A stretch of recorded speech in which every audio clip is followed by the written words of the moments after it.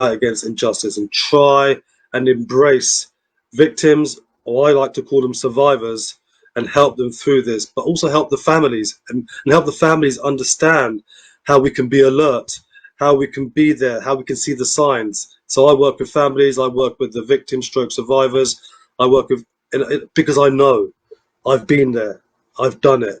Um, I've got personal experience. I now have professional experience as an addiction psychologist, as a TV presenter, radio host. I have my own charities that are focused to exploitation, and I'm also an academic as well. So I come from all the three angles that need to be there, and I believe I'm well equipped to help as many people as I can, which is what my destiny is now, to be of service to as many people. अल्हम्दुलिल्लाह। नाज़रीन, साफ बख्शी ने इस वक्त जो है वो बहुत ही एक इम्पोर्टेंट एस्पेक्ट को टच किया, और वो एस्पेक्ट है कम्युनिकेशन का, कि अक्सर हम जो हैं वो वालिदैन तो हैं अपनी जगह, मगर जिस तरह से हमको अपने रवैये को अपनी औलाद की तरफ ट्वीक करना है according to the needs of the hour, आजकल के ज़माने के मुताबिक, हम ये भूल जाते हैं कि हम एक डिफरेंट दौर में पैदा हुए हैं। हमारे बच्चे जो हैं वो एक डिफरेंट जनरेशन ऑल टुगेदर पैदा हुए हैं और एक डिफरेंट माहौल में वो एक्सपोज रहते हैं।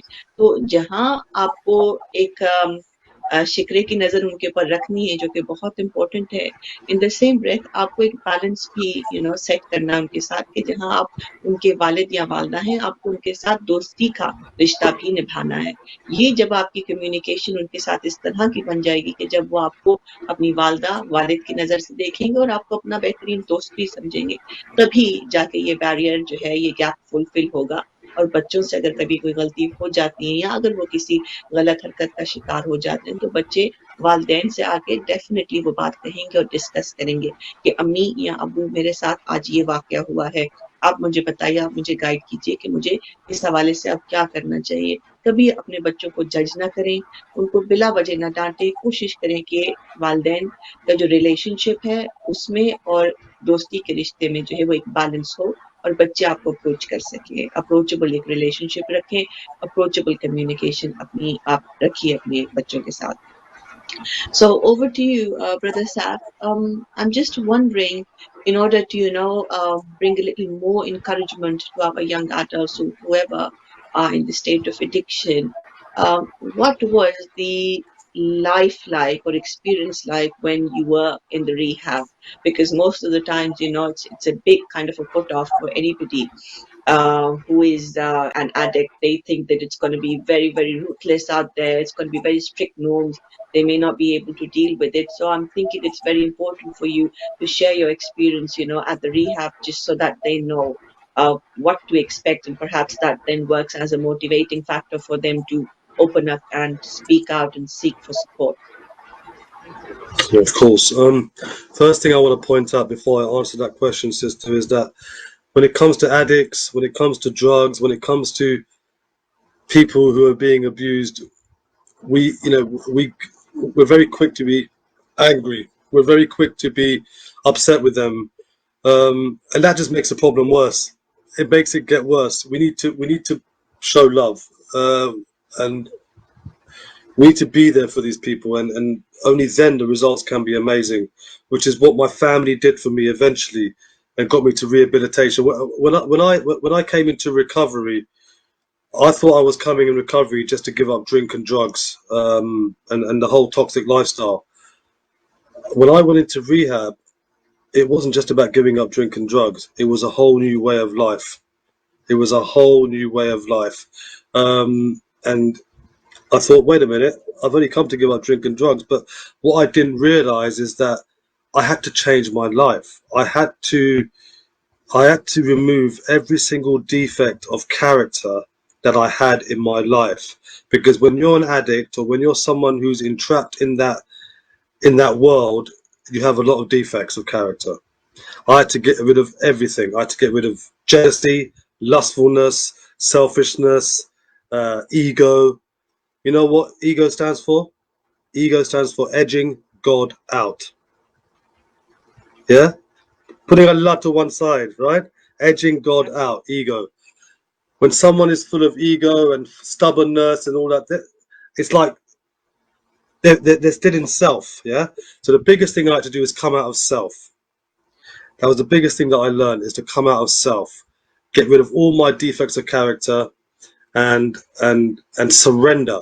I had to surrender to something, and I'm not saying surrender to a religion. If you can, and if that's what helps, then please do. Whatever, if religion is a big part of your recovery and it can be, then do. You know what, sister? I've got a few clients who are also of the Islamic faith, and I find it bizarre that they drink and they take drugs and that their whole life is messed up, but when it comes to Ramadan, they stop. They stop, and then after Ramadan, they're back on again. So I asked myself, if you can stop in Ramadan, why can't we stop all the time? Because you have to keep on working this spiritual program. So that's what I do. I help not just them, but people work the spiritual program for the rest of their lives. You must never stop working. It's a daily program, but when you see the rewards and you see the happiness inside yourself and the gratitude is massive. For me, gratitude, acceptance, yeah, acceptance is the answer to all my problems today.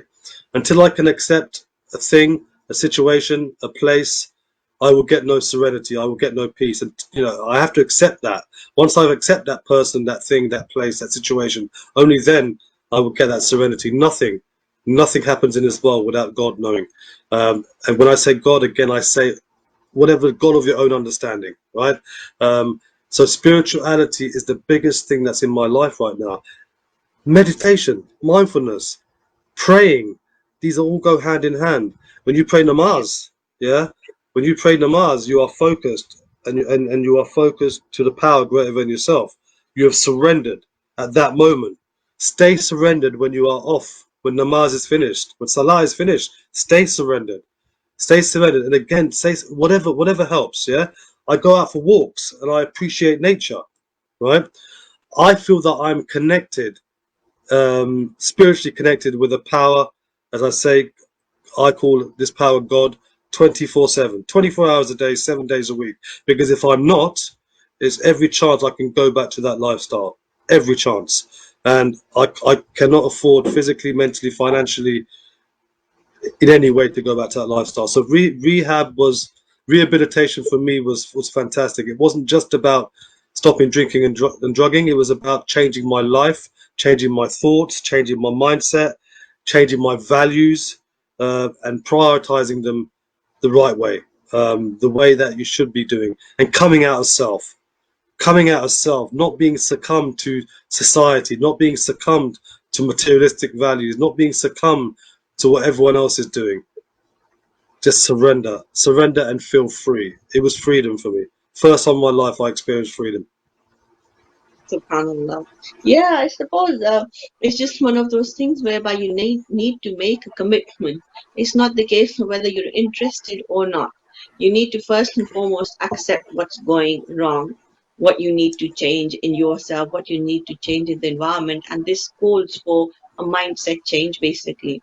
Only when your mindset gets changed is when you will surrender and you'll make a strong commitment that, look, these are the thought processes, these are the things, this is the environment, XYZ, that doesn't serve my higher purpose. And once when you realize that, it just becomes so easy, for you to be able to connect with your higher purpose in life and that higher force that we call, Allah and people call God. And it just becomes so very easy to feel and realize where all the strength is coming from, and then you're able to put your spiritual elevation into the core of everything that you do. It just basically feeds into it, every action, every step that you take, and life just becomes free for you, because you've got no fear of losing anything. You've already brain trained yourself. You've made a strong commitment to bring about a change, and then you can then do is just enjoy the positivity around you.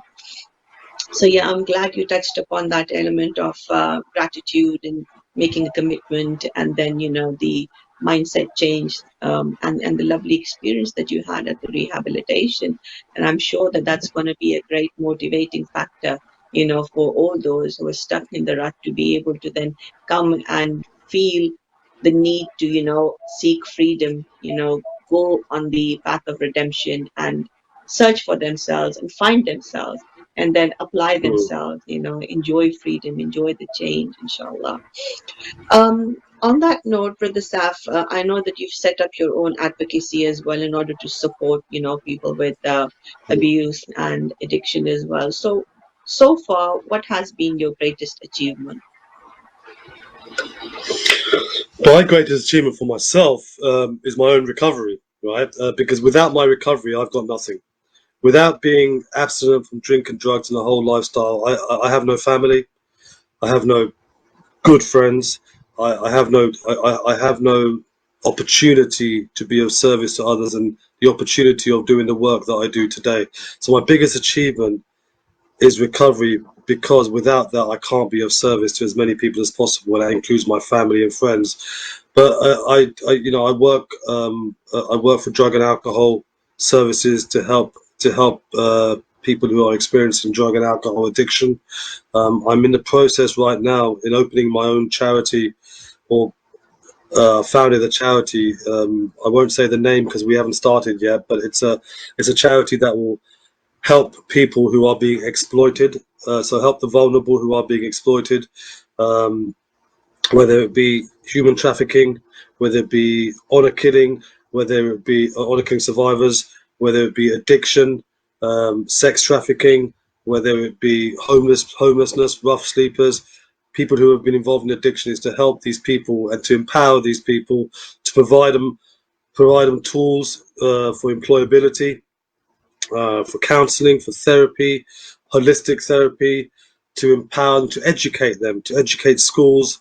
And I'm talking about county lines as well, which is a very big thing. And for people who are not aware what county lines is where there's big drug dealers who come to our young children and entice them with their trainers and their money and get them to sell drugs for their behalf. And it's a very dangerous world to get involved in, because all their families' lives are at risk as well. So I try and help victims who are involved in county lines because of these adult drug dealers, and I try and help them come out of that lifestyle, because it's not about what trainers or what clothes you wear. It's not about the money, because there's only one way it's going to go. If you do it that way, you're either going to go in jail or you're going to die.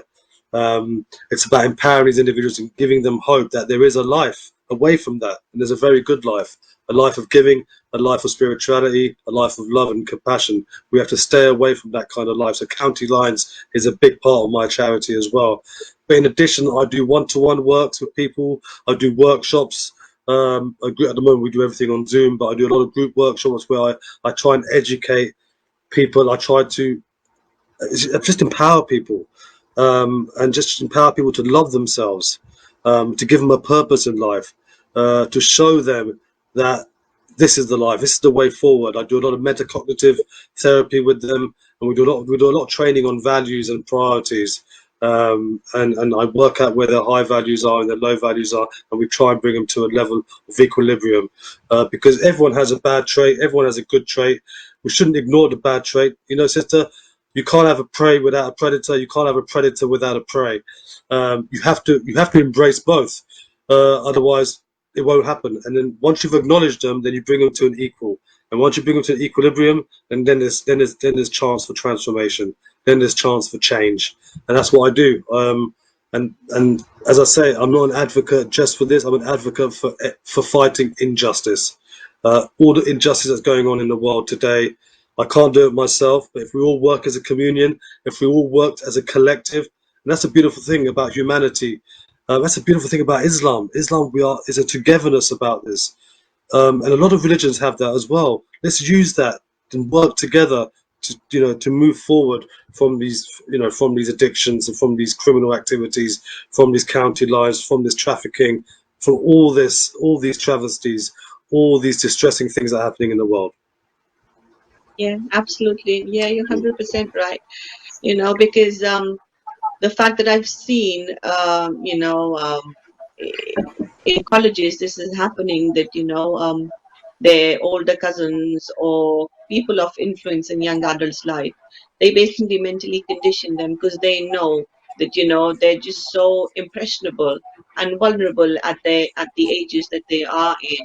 So what's going to work best for them is, that try to buy them whatever is of interest to them. Perhaps be some nice handbags, could be shoes, could be, makeup, could be perfumes, anything that that individual likes. They would entice them with that. And then the young vulnerable adult, is just going to end up thinking that, well, everybody as humans, we have a longingness towards community, a longingness to be, ha- towards ownership, if you like. So if somebody gives you that sense of ownership, and somebody tells you that, you're the best and you deserve all of this, then automatically we're going to be mentally conditioned, and we'll tend to like those people more, because then that gives, in the children's mind, it gives them a comparison that, look, when I ask my mom or dad, to buy me X, Y, and Z, they say that, we can't afford it, or you already have loans. There has to be a limit. They have to draw boundaries and, set their limits anyway as parents. So then automatically the first thing that comes to the child's mind is, our parents are our worst enemies and these people are our best friends, because they're buying us what we want, and then that makes us feel cool amongst our peers. So there's a lot of peer pressure there as well, and then that's how they eventually tend to fall into that trap of drug trafficking, county lines, and they just spoil it for themselves. By the time they get to know that, they've fallen prey to this trap, it's perhaps an irreparable loss most of the times, because as you rightly mentioned, either they'll waste their life, or they'll end up into prison. And God forbid, you know it yourself that, the stats for stabbing, specifically amongst the young adults, our youth, has predominantly increased in the recent times. Why do you think this happens? What I'm reading around the topic, is basically because of the county lines, that people are trying to, they've set themselves these regions, these areas that they've allocated to XYZ groups. This is our area. You can't come into this to, do your transaction, and you can't go there to do your transaction. And then eventually it just leads to animosity amongst both the tribes, and then they try to have a one up on each other, or have a go back at each other, and that then leads to, a very messy situation in many a times. Young adults, because they're emotional, they're vulnerable, they're full of rage, they then just, their way of combating the situation, or fulfilling their desires, and, fulfilling their ego, is to, just go and either fight back, in groups or individually, or just stab each other and run away. Many a times, the victim doesn't even survive. So just imagine what parents have to go through because of what the children are doing to themselves, and in retrospect to their families and to their parents as well. It's really bad. It's a very, shameful sight, to see, to experience, and not shameful for the vulnerable children who have been, made prey to this situation, but shameful for all those people who basically conditioning these vulnerable young adults. May Allah subhanahu wa ta'ala guides them as well.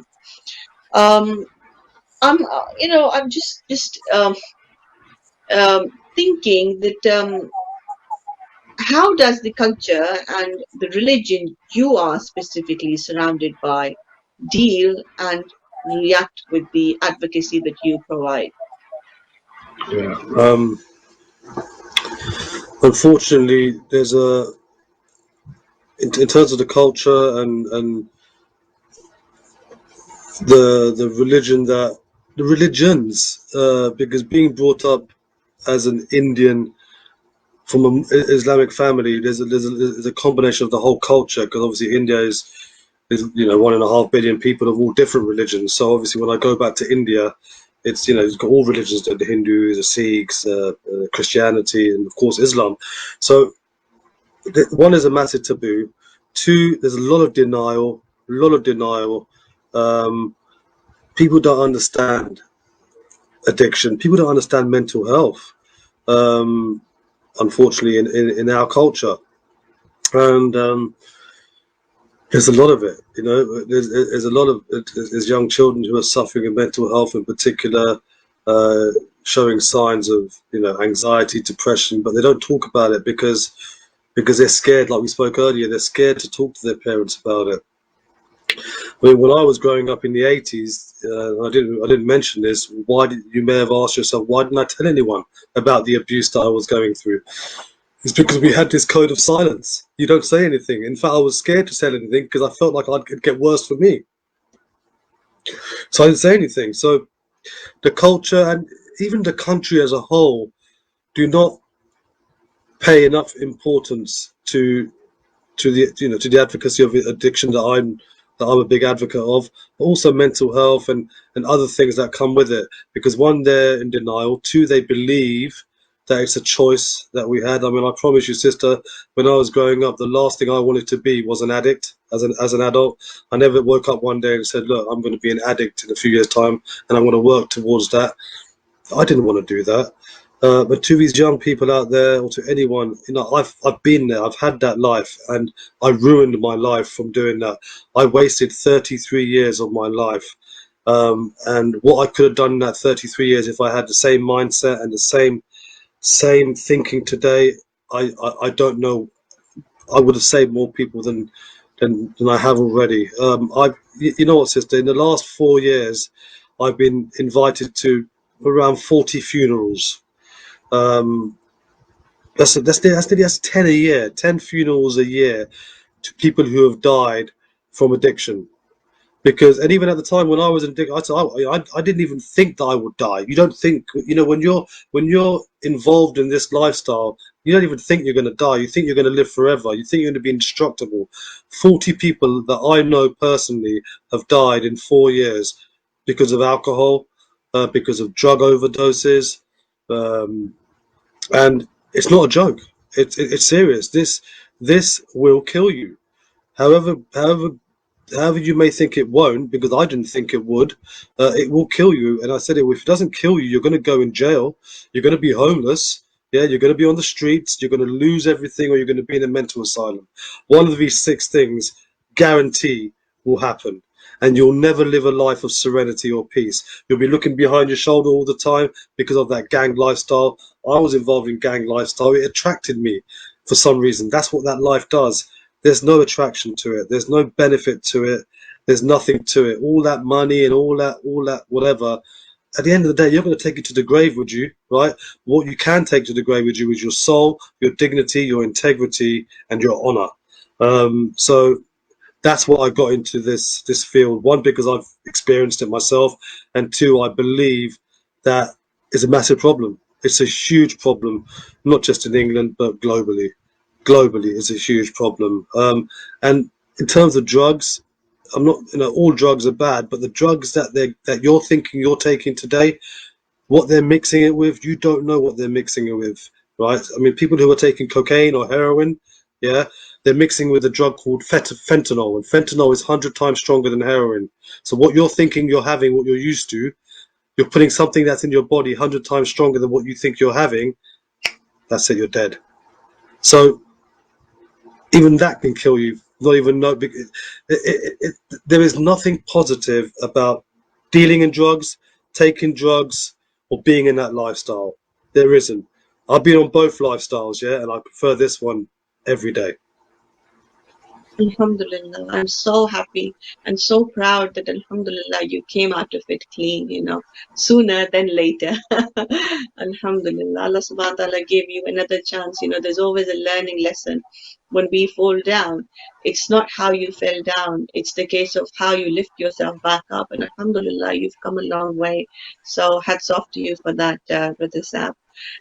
Now, before we wrap up, is there any specific message, strong message that you would like to give to the victims and their parents as well?